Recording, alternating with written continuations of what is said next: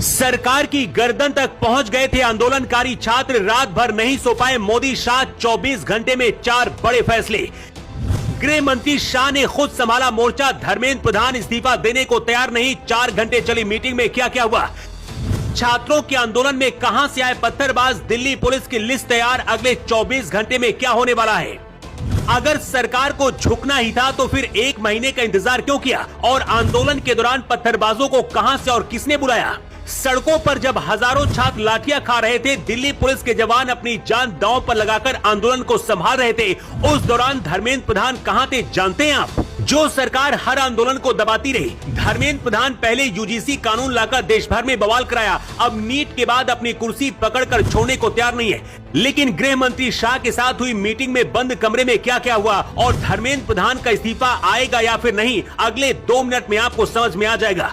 आंदोलन के बाद पिछले 24 घंटे से मोदी सरकार क्या कर रही है और इस वक्त हालात क्या हैं, सबसे पहले आपको बताते हैं। दिल्ली में देश के बच्चे जब आंदोलन में लाठियां खा रहे थे, उस दौरान धर्मेंद्र प्रधान की एक कनिंग स्माइल संसद परिसर में देखी गई, जब गृह मंत्री शाह के साथ मीटिंग करके बाहर निकले। गृह मंत्री शाह और धर्मेंद्र प्रधान के बीच करीब 4 घंटे की मैराथन मीटिंग हुई। इस मीटिंग के दौरान क्या क्या बात हुई, इस्तीफा देने पर क्या बात बनी, और बाहर निकलते ही ऐसा क्या हुआ कि धर्मेंद्र प्रधान के चेहरे पर मुस्कान थी। क्या ये देश के लाखों बच्चों का मजाक नहीं, जो दिल्ली में इस भारी गर्मी और बारिश के बीच आंदोलन में लगे हैं। जिले के छोटे अधिकारी के दफ्तर में जो लोग इंसाफ के लिए नहीं पहुंच पाते, वो संसद भवन तक सुरक्षा घेरा तोड़कर पहुंच गए।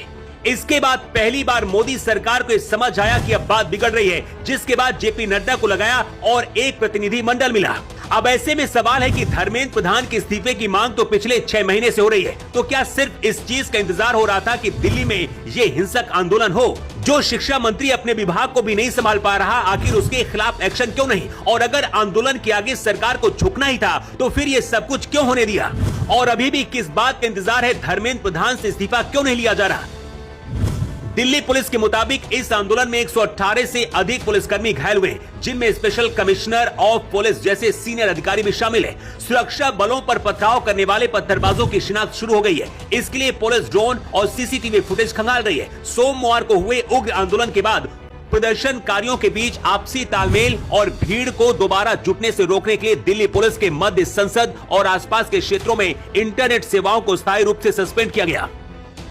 दिल्ली पुलिस अब ड्रोन सीसीटीवी कैमरों की मदद से उन लोगों की पहचान कर रही है जिन्होंने पथराव किया। इस पूरे मामले को लेकर अब विदेशी लिंक तैयार करने की कोशिश हो रही है।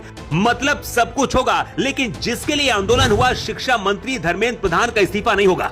आंदोलन के दौरान प्रधान की कनिंग स्माइल देश के लिए किसी गाली से कम नहीं है। भारत के इतिहास का शायद ये पहला आंदोलन है जब शिक्षा के लिए आंदोलन हुआ, इसीलिए अगले 24 घंटे देश के लिए बहुत अहम होने वाले हैं। आंदोलनकारियों का एक प्रतिनिधि मंडल स्वास्थ्य मंत्री जेपी नड्डा से मिलकर धर्मेंद्र प्रधान के तुरंत इस्तीफे पर अड़ा हुआ था, लेकिन जेपी नड्डा ने इस पर कोई सीधा फैसला न लेते हुए मामले को उच्च स्तर यानी कि प्रधानमंत्री मोदी सहित कैबिनेट की चर्चा के बाद फैसला लेने का आश्वासन दिया। जिस दौरान प्रतिनिधि मंडल जेपी नड्डा के पास मिलने पहुंचा था, उसी दौरान अमित शाह प्रधान के साथ मैराथन मीटिंग कर रहे थे। लेकिन अंदर खाने से खबर है कि धर्मेंद्र प्रधान अपना इस्तीफा देने के लिए तैयार नहीं।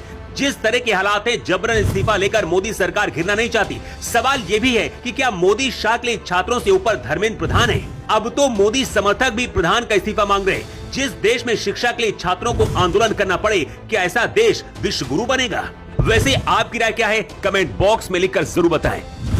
Earth 24 के लिए ब्यूरो रिपोर्ट।